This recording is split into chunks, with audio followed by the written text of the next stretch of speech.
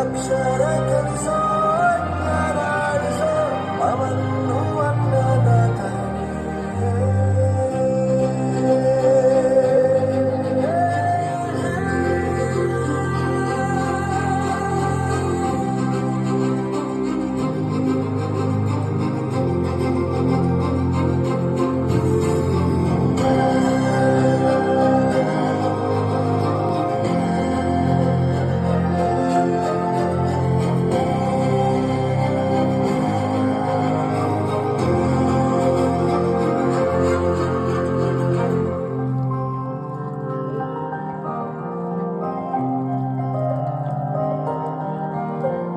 ಪ್ರತಿಯೊಂದು ಮಾತು ಕಲಿತ ಜಾಗ, ಪ್ರತಿ ಹೆಜ್ಜೆ ಗುರುತು ಅರಿತ ಜಾಗ, ಕನಸುಗಳ ಜೊತೆಗೆ ನಡೆದ ಜಾಗ, ಸ್ನೇಹಿತರ ಪ್ರೀತಿ ಪಡೆದ ಜಾಗ.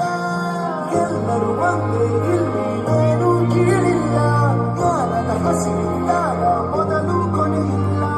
ಮನೆಯೇ ಮೊದಲ ಶಾಲೆ.